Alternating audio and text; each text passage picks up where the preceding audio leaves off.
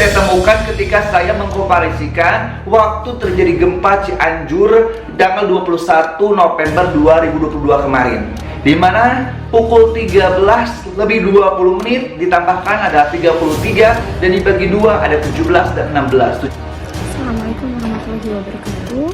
Saya Lesti. Untuk teman-teman semuanya, mari kita support dan doakan saudara-saudara kita yang ada di Cianjur. Mudah-mudahan Allah selalu melindungi dan keluarga yang ada di sana diberikan kekuatan kesabaran.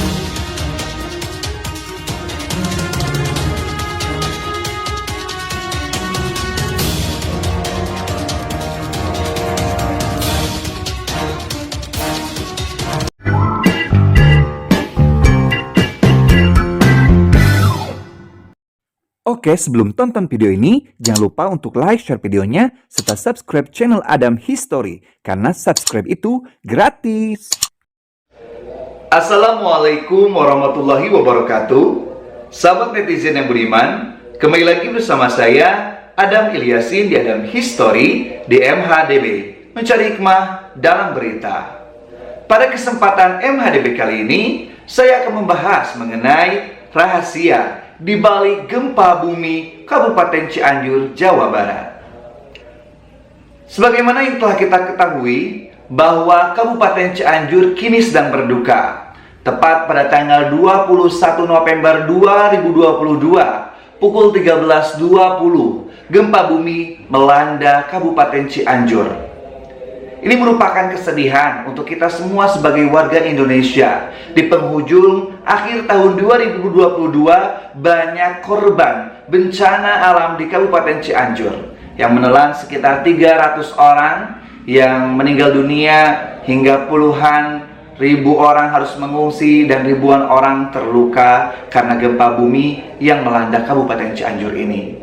Ini merupakan salah satu dari tanda yang Allah berikan kepada kita agar kita lebih waspada lagi tentang keimanan kita kepadanya.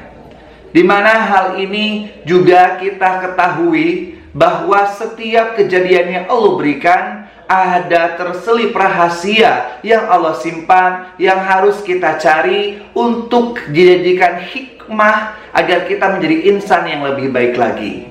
Dan setelah saya menelaah, saya mencoba untuk mengkomparasikan beberapa hal yang berkaitan dengan gempa bumi Kabupaten Cianjur ini. Dan saya masukkan dalam ayat Al-Quran, lalu saya telaah, dan ternyata hasilnya sangat luar biasa. Rahasia di balik gempa bumi Kabupaten Cianjur, saya teliti dari segi waktunya, di mana gempa bumi ini terjadi tepat pada pukul 13 lebih 20 menit. Dan saya coba untuk menjumlahkan angka 13 ini dengan angka 20. Dan ternyata setelah digabungkan, maka menjadi nomor 33. Lalu saya bagi 2 dan jadilah nomor 17 dan 16. Di mana saya masukkan dalam Al-Quran 17 untuk surat dan 16 untuk ayat. Dan ternyata setelah saya buka, ternyata surat ke-17 itu adalah surat Al-Isra. Dan ayat ke-16 itu tepat sekali berkaitan tentang azab Allah Subhanahu wa ta'ala. Mungkin saya akan bacakan ayatnya. A'udzu billahi minasy syaithanir rajim. Bismillahirrahmanirrahim. Wa idza aradna an nuhlika qaryatan amarna mutrafiha fafasaqu fiha fahaqqa 'alaiha al-qawl fadammarnaha tadmira. Surat ke-17 Al-Isra ayat ke-16 ini berkaitan tentang bagaimana Allah Subhanahu wa ta'ala mengazab sebuah daerah atau sebuah kampung. Jadi ayat ini merupakan ayat yang menjelaskan bagaimana bisa terjadinya tragedi bencana di sebuah tempat. Jadi ini luar biasa sekali. Ayat ini saya temukan ketika saya mengkomparisikan waktu terjadi gempa Cianjur tanggal 21 November 2022 kemarin, di mana pukul 13 lebih 20 menit ditambahkan adalah 33, dan dibagi 2 ada 17 dan 16. 17 untuk surat Al-Isra, 16 untuk ayatnya, di mana ayat ini menjelaskan tentang bagaimana Allah Subhanahu wa taala menurunkan azab kepada sebuah daerah. Di mana wa idza aradna an nuhlika qaryatan, kata Allah, ketika kami bermaksud untuk merusak sebuah negeri, menghancurkan, memberikan musibah kepada sebuah negeri, amarna mutsrafiha fafasaku fiha, maka kami akan memerintahkan kepada orang yang hidup mewah di tempat tersebut agar mentaati Allah. Jadi akan sangat masif sekali dakwah di sana kepada orang-orang yang memiliki harta yang lebih, orang-orang yang memiliki keluasan waktu untuk senantiasa taat kepada Allah. Dan itu terbukti di Cianjur sendiri. Pada saat itu sangat masif sekali para ulama melakukan dakwah kepada orang-orang kaya, kepada orang-orang yang memang memiliki keluasan waktu dan materi agar senantiasa taat kepada Allah. Tetapi kalau kita lihat dalam lanjutan ayatnya, fafasaku fiha, nih orang-orang kaya, orang-orang yang memiliki keluasan waktu dan materi ini malah tidak taat kepada Allah, tetapi mereka malah melakukan kedurhakaan, melakukan maksiat di negeri tersebut. Fahaqqa 'alaihal qaul, maka berhaklah untuk negeri tersebut, yaitu perkataan atau hukuman Allah. Fadammarnaha tadmiro, kemudian kami binasakan sama sekali negeri tersebut. Jadi ketika Allah ingin mengazab sebuah negeri di mana akan banyak pendakwah yang mengajak orang-orang masif, di mana akan banyak pendakwah yang mengajak orang-orang yang memiliki keluasan waktu dan harta untuk beribadah, tetapi dakwah itu ternyata tidak diindahkan. Ajakan itu tidak diindahkan, malahan banyak maksiat, banyak kerusakan, dan akhirnya fadammarnaha tadmiro, Allah pun menghancurkan dengan menghancurkan sebenar-benarnya. Ini merupakan pukulan untuk kita. Artinya kita sebagai warga Indonesia, dan saya juga terkhusus orang Cianjur tersendiri, kita itu harus benar-benar memperhatikan ayat Al-Quran, di mana Al-Quran ini sudah memperingati. Surat Al-Isra ayat ke-16 ini menjelaskan bagaimana kita yang memiliki keluasan harta, keluasan waktu, begitu banyak pendakwah yang memberikan nasihat kepada kita, tetapi kita itu malah menyia-nyiakan waktu yang ada, malah menyia-nyiakan materi yang ada. Kita tidak jadikan nikmat yang Allah berikan kepada kita sebagai jalan untuk beribadah, malah kita itu keenakan dan lupa, dan akhirnya Allah menegur dengan menurunkan musibah ini. Nah, ini adalah bahan introspeksi kita sebagai kaum muslimin wal muslimat. Sekedar informasi, saya juga orang Cianjur.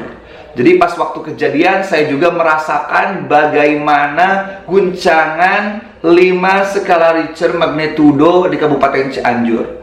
Bahkan saya itu selepas melaksanakan sebuah acara, saya sedang sholat berjamaah bersama dengan para santri saya. Kebetulan pada pukul 1.20 itu saya baru beres melaksanakan acara, dan ketika saya sholat itu terjadi gempa bumi, dan itu memang kerasa sangat besar sekali.